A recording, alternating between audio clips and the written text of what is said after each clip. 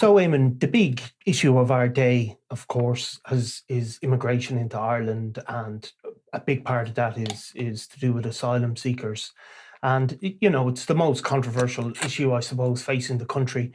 But every year, as part of that, the government put out who's being paid to accommodate asylum seekers.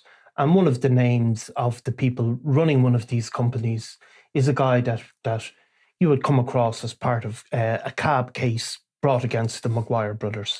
Yeah, so the government actually put it out every quarter. So it's four times a year you get a list of all the companies. So, I mean, going back years, we'd come and go to it and look at some of these companies and see who's behind them and all the rest. But in this particular company, Secure Accommodation, one of the directors of that his address was given as Hardman Gardens, which, if you remember, there was a gun attack there during the feud in Drogheda. So I think I actually knocked on the door that weekend to see if anyone would talk, and no one wouldn't. But so that was a kind of an immediate. Hang on, I have a closer look at this now. I was getting some help from a more expert accountant in the background to explain some of the bits and pieces to me. To help, kind of give an idea of how the company is set up. So this guy, Ben O'Brien, also known as Ben Kavanagh, he's a director of this company, Secure Accommodation. Now, he resigned his directorship in May this year, so he's recently resigned, but it was set up in September 2022. And since then, according to the figures from the Department of Integration and Children, it's a much longer title than that, but for these purposes, it's the Department of Integration part of it that we're dealing with. So the Department of Integration had paid out 10.2 million since that company was set up, and that would have been for at least 2 emergency accommodation centres, one in Louth and one in Cavan. And we know that the company was doing these ones because they were mentioned in a Dáil written answer to a question from a TD to give a list of the companies that have contracts with the department at the time. So these were 2 of them. So, but looking at the payments suggests that there actually might be other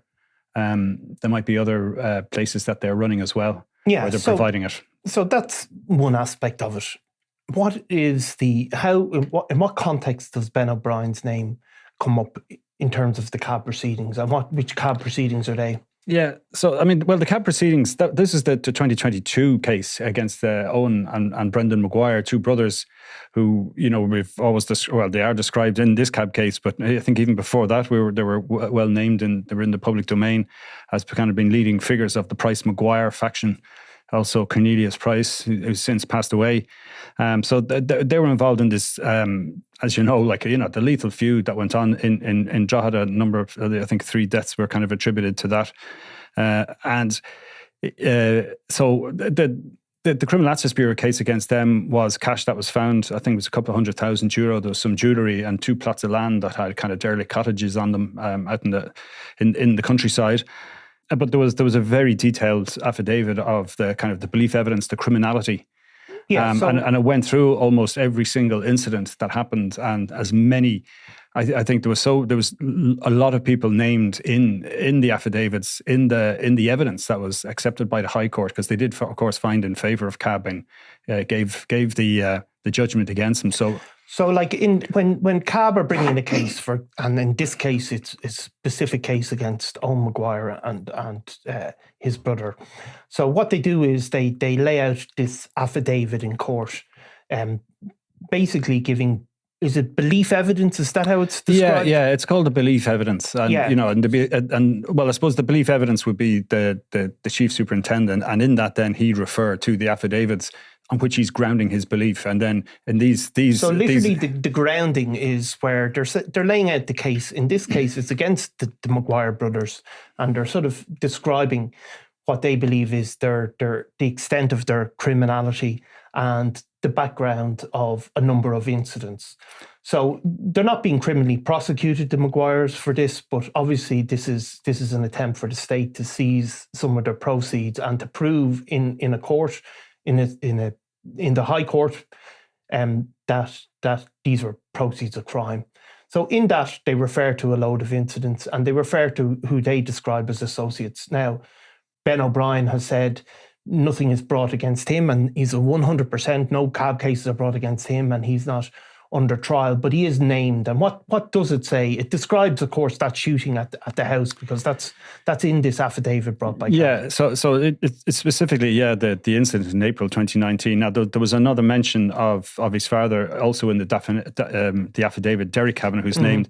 So it just says it was outside his house in April 2019, Derek Kavanagh's home in Hardman Gardens, and Ben was with him, and there was 3 others. It just simply reads, Devin Adeken was working in the front garden, the home of Derek Kavanagh, in the company of Derek Kavanagh's son, Ben O'Brien, who we're talking about, Derek Kavanagh's nephews, Mark Kavanagh and Wayne Kavanagh.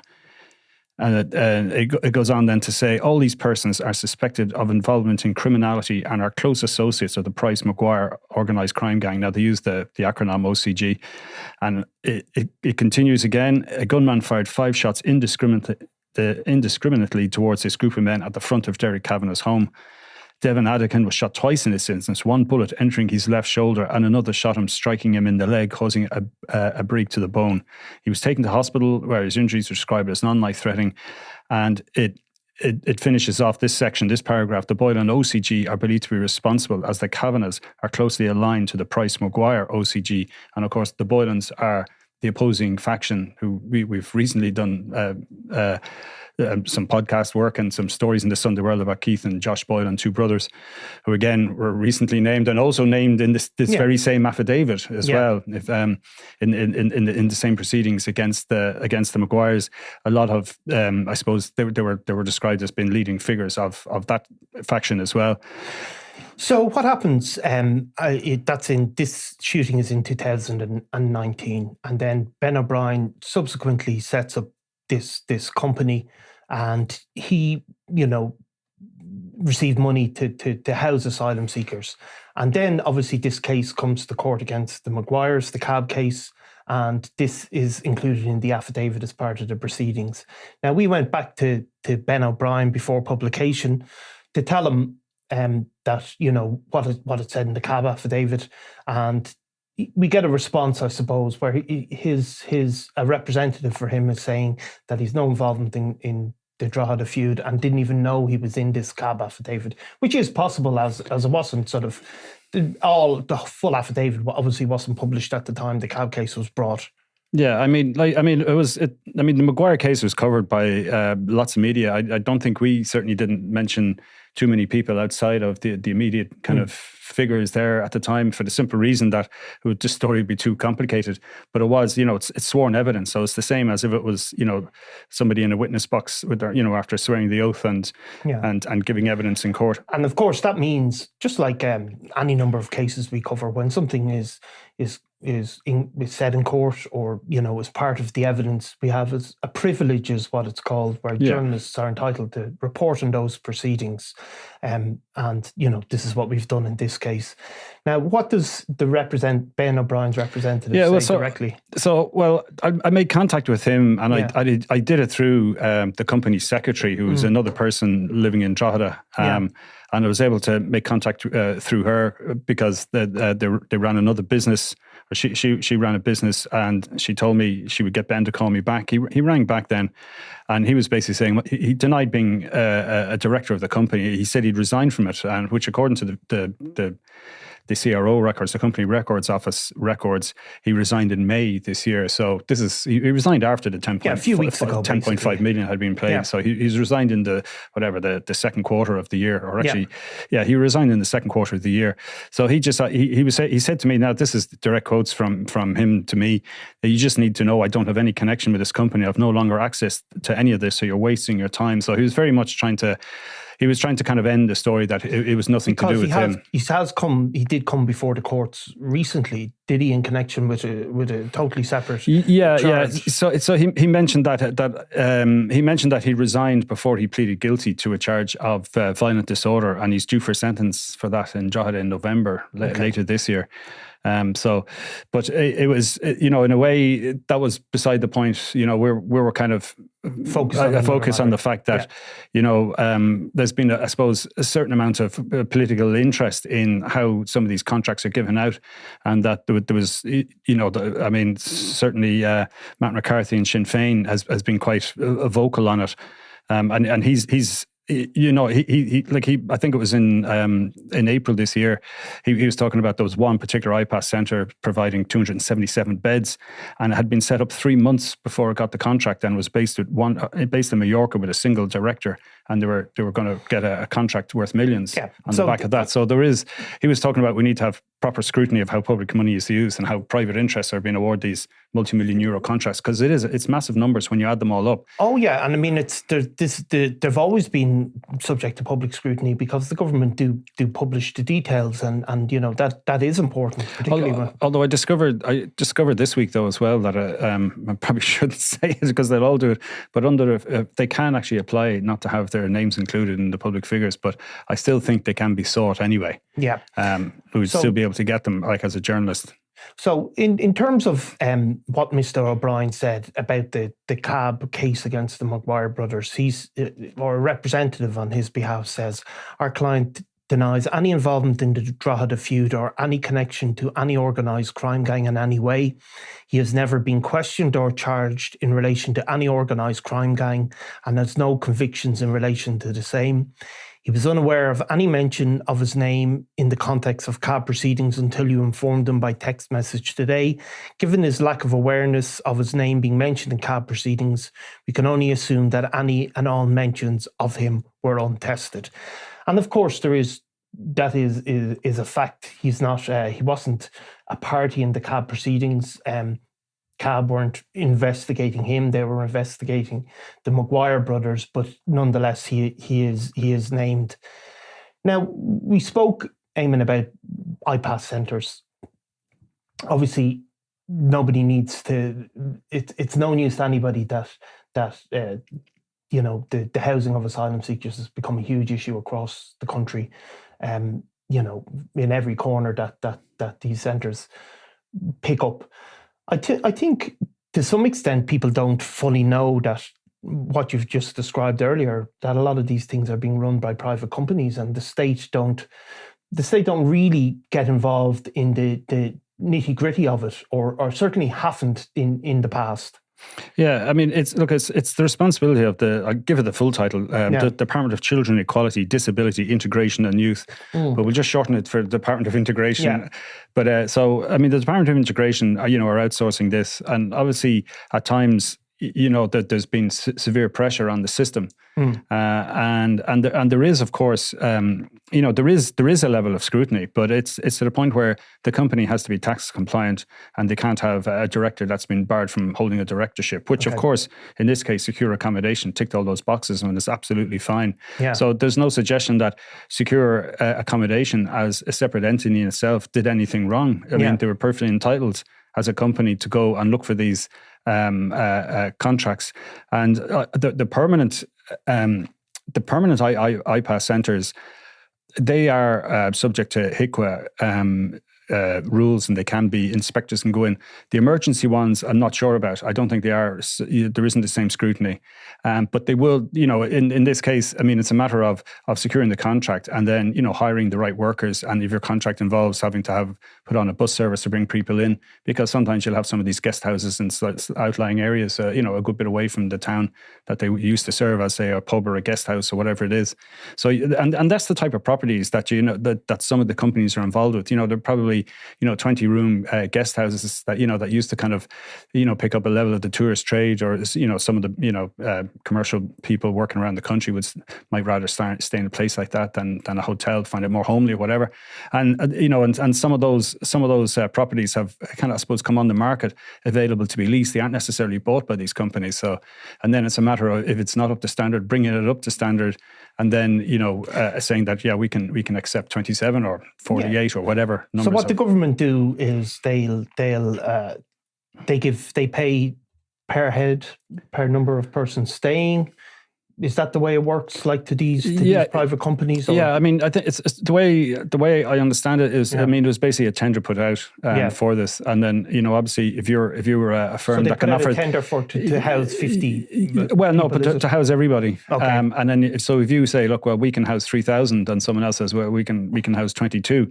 Chances are both will get a contract. Obviously, the one getting 3,000 will get far greater amount of cash. Yeah. I mean, you can see it on some of the lists. Like there's dozens of companies. So I mean, if you look at say the purchase order, for the Department of Integration in the first quarter of this year, there's dozens and dozens of companies, and it's all listed what exactly is paid for accommodation, or related, or whether it's other things. And at the top, it's like 3.6 million. 3.5 million, 3.2. And so like you're well into the kind of, you're well into the 30s and 40s, and you're still at a million euro. And it's not until you kind of get onto the 7th or 8th page that you're getting into where secure accommodation were at about, I think 335,000 was some of their payments, but they were getting that 5 times in this quarter. So but it just, when you kind of see the list and you're looking through, it's actually 26 pages of companies that these are all separate companies. These are all separate companies that are getting paid for UK accommodation as well. Not just for international protection and asylum seekers, but also for Ukrainian refugees as well. And is there an overall figure for a year? I think I did read it was somewhere around €1 billion.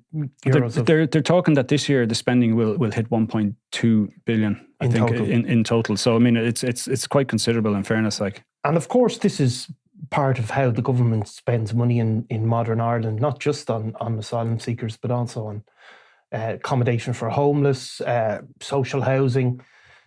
They have a desire not to do it themselves, really, don't they, to the government? And outsourcing has just become it's just become an ideological decision nearly. Yeah, I mean, you see that in so many different areas. I mean, Ireland is probably not one of the worst when it comes to that, when you look at the way so many things have been privatised in the UK and the level of service declining really as a result, particularly, I suppose, the water companies being the worst possible probable offenders in the UK in that regard. So, I mean, like in Ireland, I mean, I think there's EU rules as well about how much money the government can spend on certain things, and that if one country is outsourcing, then they have to be allowed to tender for government money as well. Yeah. So it has to be they're trying to make a level playing field. So that kind of comes into it as well. But yeah, you're right in terms of there is, I suppose, an ideology in that regard. Yeah. So obviously then when you're putting that amount of public money into any issue, whether it's homelessness or asylum seekers, there's a public scrutiny that has to come with that. And of course, you can understand certainly some of the people who've involved in providing asylum seekers, their names are being plastered on social media and all of that. But there also has to be a degree of public scrutiny, not just of the money, but also of the people involved. Yeah, absolutely. Yeah. And that's, I suppose, what we're doing with secure accommodation. And there are other companies we're looking at. And so, I mean, we are definitely going to have a follow-up on these. Yeah. Okay, well, we'll come back to that, Eamon, again when we do. And thanks again. So it's a pleasure now. I'm Nicola Tallant and you're watching Crime World, a podcast about criminals, drugs and the underworld in Ireland and across the globe. Make sure you subscribe to our channel and turn on notifications so you can be the first to watch all our latest episodes. You can also listen wherever you get your podcasts.